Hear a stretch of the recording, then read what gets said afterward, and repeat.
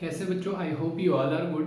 सो अभी हम अपना नेक्स्ट चैप्टर स्टार्ट करने जा रहे हैं और चैप्टर का नाम है pair of a linear equation in two variables. देखो ये चैप्टर 8th क्लास में हमने वन वेरिएबल्स बहुत सही से पढ़ा था, सारे मेथड्स हमने क्लियर किए थे।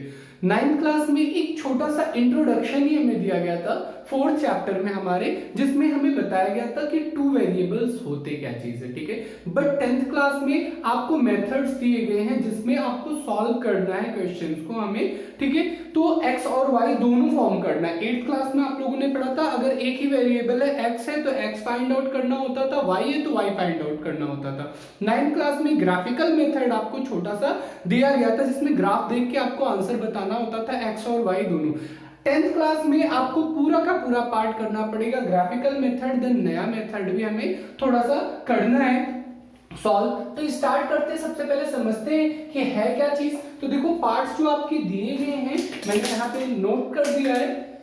क्या दिया गया है? Pair of a linear equation in two variables. तो दिया गया है what is the linear equation in two variable. तो क्या लिखा गया है? An equation of the form of ax plus by plus c। अब यहाँ पे देखो ये टर्म्स क्या दे दिया, ax और by। पहले क्या होता था, सिर्फ x के टर्म होते थे या y के टर्म होते थे। यहाँ पे क्या है, x भी है और y भी है और c। अब ये पार्ट आपको पता है a b c आपके कोई रियल नंबर्स होते हैं और x और y आपके वेरिएबल्स होते हैं, ठीक है ना। Where a b c are a real number, जहां पे a b c क्या दिया गया है, रियल नंबर दिया गया है।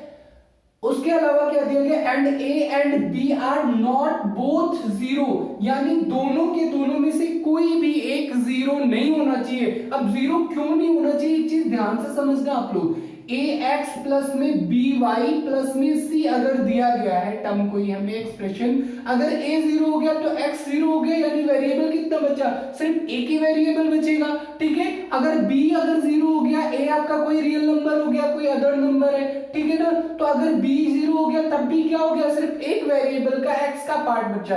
तो वहां पे दो वेरिएबल के पार्ट नहीं आ पाएंगे, इसीलिए ए और बी में से कोई भी पार्ट जीरो नहीं होना चाहिए। Is called a linear equation in two variables. और इसी पार्ट को क्या बोलते हैं, linear equation in two variable. ध्यान रखना कभी कभी क्वेश्चन आपको एमसीक्यू में पूछ लेता है, और अब की बार एमसीक्यू क्वेश्चंस आने के बहुत ज्यादा चांसेस है। उसमें पूछता है कि अगर ए और बी में से कोई एक पार्ट जीरो रख दिया जाए, सेम पार्ट दिया गया और ए और बी में से कोई पार्ट जीरो रख दिया जाए, क्या वो टू वेरिएबल्स है या नहीं है। तो वेरिएबल वहां तो दिख रहा है पर एक्चुअल में जब आप सॉल्व करोगे तो वो वन वेरिएबल ही होगा, ठीक है, क्योंकि आंसर आपका फॉर्म वन वेरिएबल क्या ही हो रहा है, तो वो टू वेरिएबल नहीं कहलाएगा, उसे वन वेरिएबल ही बोलेंगे। तो उस वो पार्ट आप क्या करोगे, वन वेरिएबल ही लिखोगे। आगे का पार्ट कुछ एग्जांपल दिया गया है, जैसे लिखा है 2x प्लस में 3y प्लस 5 इक्वल टू 0। तो ये फॉर्म तो हमारा स्टैंडर्ड फॉर्म हो गया।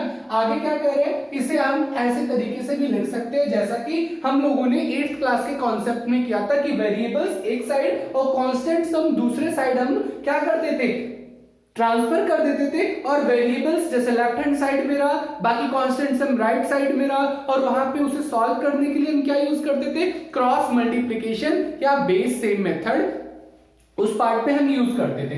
अभी यहाँ पे ये सारे पार्ट मिलेंगे बट थोड़ा सा मेथड अलग हो जाएगा, क्योंकि वहां पे एक ही पार्ट हुआ करता था, यहाँ अब हम पेयर करने वाले। 9th क्लास में सिर्फ आपको एक इक्वेशन ऐसे टाइप का मिलता था, ठीक है, बट 10th क्लास में आप पेयर मिलेंगे, लीनियर इक्वेशंस के पेयर, जिन्हें आपको सॉल्व करना पड़ेगा। दिया क्या है, कह रहे having two variable x and y। कह रहे ये जो पार्ट इक्वेशन दिया गया वो क्या है, x और y दो वेरिएबल्स दिए गए। क्या कह रहे हैं, कह रहे a linear equation represent a line. कह रहे एक जो लीनियर इक्वेशन होता है वो क्या करता है, एक लाइन रिप्रेजेंट करता है, and every point on the line is the solution of a linear equation. और ये सारे पार्ट क्या होते हैं, लाइन पे जितने पॉइंट्स होंगे, जैसे सपोज दैट ऐसे आपका ग्राफ गया, ऐसे पार्ट गया, ऐसे पार्ट गया, दो पार्ट, तो जहां जहां ये पॉइंट मिलेंगे, ये पार्ट हुआ, यहाँ पे क्या होता है, जीरो होता है, ये 1 हो गया, 2 हो गया, 3 हो गया, 4 हो गया, 5 हो गया, इधर 1 2 3 4 5 ऐसे आपके एक्सिस चलते, ये y है, ये x एक्सिस है। तो ये जहां जहां पॉइंट होंगे ये क्या कहलाएंगे, आपके ये सॉल्यूशंस होंगे, ठीक है।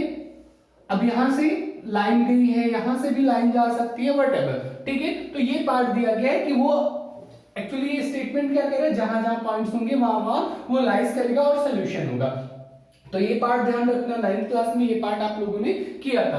आगे जर्नल फॉर्म दिया गया कि जर्नल फॉर्म जैसे स्टैंडर्ड फॉर्म आप लोगों ने पॉलिनोमियल्स का पढ़ा, ठीक है, ऐसे ही इसका जर्नल फॉर्म दिया गया। जर्नल फॉर्म क्या होता है, a1x plus b1y plus c equal to 0 and a2x plus by plus c2 equal to 0। अब देखो ये एक पार्ट है, ये दूसरा पार्ट है, यानी दो अलग अलग है, बट इन्हें जब जोड़ा जाता है, इन्हें हम सॉल्व करते हैं तो किसमें करते हैं, pair of linear equation in two variables, ठीक है, ये पेयर है और इन्हीं पेयर्स के थ्रू हम क्या करेंगे, आगे जो हमारा मेथड है उसे हम सॉल्व करेंगे। क्या लिखा है, where a1 a2 b1 b2 c1 c2 are all the real numbers, जहां पे क्या है a1 a2 b1 b2 c1 c2 सभी के सभी रियल नंबर्स हैं। अब मेथड्स की बात करते हैं कि कैसे हम सॉल्व करेंगे, मेथड फॉर सॉल्यूशन। तो देखो दो मेथड इसमें दिए गए, एक मेथड हम पहले थोड़ा सा पढ़ चुके हैं, जो पहला पार्ट था ग्राफिकल मेथड। अब ग्राफिकल मेथड क्या करता है, तीन तरीके की क्वेश्चंस पुट करता है आपके फर्स्ट सेकंड थर्ड, और अलजेब्रिक मेथड, और एक आपका है अलजेब्रिक मेथड। अलजेब्रिक मेथड में तीन तरीके से हम सॉल्व करते हैं, first second third, but third part जो आपका दिया है जो कंटेन करता है क्रॉस मल्टीप्लिकेशन मेथड। ये अब की बार सीबीएसई ने हटा दिया आपके कोड से, बट एक क्वेश्चन जरूर इसका बताऊंगा, at least you should know the method, आपको मेथड पता होना चाहिए कि क्रॉस मल्टीप्लिकेशन मेथड होता क्या है, ठीक है। बाकी आपके एलिमिनेशन मेथड्स है वो सारे पार्ट हम करेंगे, ठीक है। अब इसके बाद ग्राफिकल मेथड को समझते हैं कि ग्राफिकल मेथड क्या है। सो ग्राफिकल मेथड हम स्टार्ट कर रहे हैं। देखो ग्राफिकल मेथड में दिया गया है, ग्राफिकल मेथड के तीन केसेस है, इन तीन केसेस के हिसाब से हमें क्या करना है, सॉल्व करना है। ग्राफिकल मेथड का आपका इक्वेशन जो है एक्सरसाइज फर्स्ट आपको ग्राफिकल मेथड से ही करना पड़ेगा। तो ग्राफिकल मेथड के देखो तीन कंडीशन दिए गए हैं, और ये कंडीशन फॉलो किससे हो रहे, लीनियर पेयर इन टू वेरिएबल्स, और पेयर में चलेगा, यानी एक ही इक्वेशन नहीं दो इक्वेशंस होंगे। तो दो इक्वेशन के बेसिस पे क्या कह रहा है, two lines intersect at a point, एक कोई पॉइंट है, सपोज दैट हम इसे m ले लेते हैं, यहां पे क्या हो रहा है, एक इक्वेशन m1 है, एक इक्वेशन m2 है।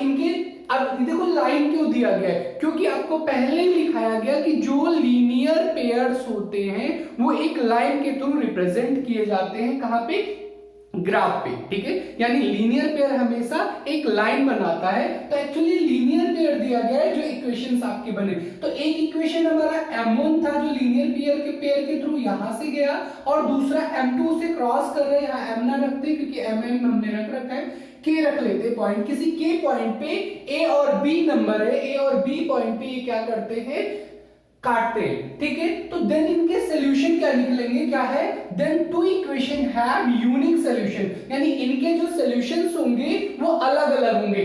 पहला वाला पार्ट x होता है, दूसरा वाला पार्ट y होता है, तो ये क्या होगा, अलग अलग होगा, x a कहलाएगा, y b कहलाएगा। ये पहला केस है, आपको इसी केसेस के हिसाब से अपने क्वेश्चंस सॉल्व करने हैं ग्राफिकल मेथड पे। दूसरा केस क्या कहता है, करें द टू लाइंस, अब दो लाइन क्या कर रहे हैं, एक ही लाइन पे चल रहा है, ठीक है ना, यानी ये एक दूसरे से ना तो इंटरसेक्ट हो रहा है ना तो पैरेलल जा रहा है, वो एक ही लाइन पे रिप्रेजेंट हो रहा है, इक्वेशन सेम रिप्रेजेंटेशन हुए।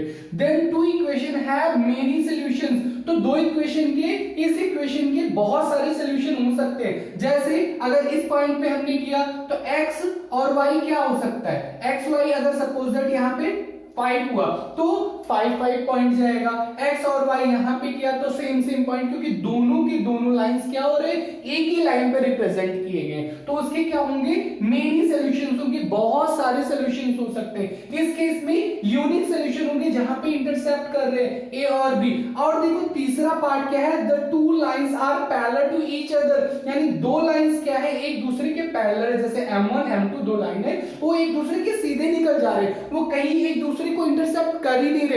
जब लाइंस एक दूसरे को इंटरसेप्ट नहीं करे, यानी वो क्या है, दोनों के दोनों इक्वेशंस अलग अलग है, यानी उनका कोई कॉमन पार्ट नहीं नहीं आ रहा, उनका कोई कॉमन सोल्यूशन नहीं आ रहा, देन क्या होगा, then two equation have no solution, देन उसकी कोई भी सोल्यूशन ही नहीं निकलेगा। तो इन तीन ग्राफिकल मेथड के थ्रू हम क्या कर पाएंगे, समझ पाएंगे कि आप ग्राफिकल वे से, ग्राफिकल मेथड से कैसे इक्वेशंस का आंसर दे सकते हो। तो ये तो पार्ट हो गया हमारा ग्राफिकल मेथड का। अब बात आया है हमारे अलग जो दूसरा मेथड है अलजेब्रिक मेथड, उसके बारे में डिस्कस करते हैं।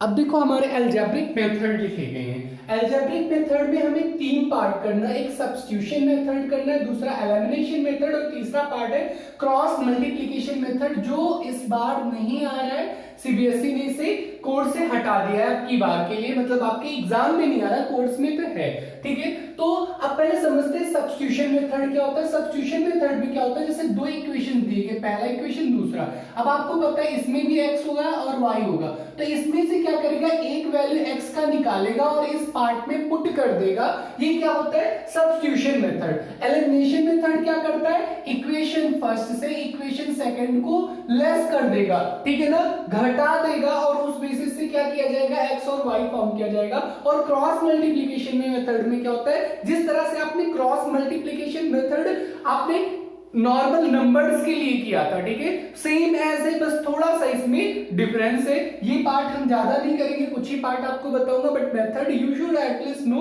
व्हाट इज द मेथड, ठीक है। तो आगे अगली क्लास में हम स्टार्ट करेंगे अपना न्यू एक्सरसाइज दैट इज 3.1 और सारे बेसिस से हम उसे कवर करेंगे।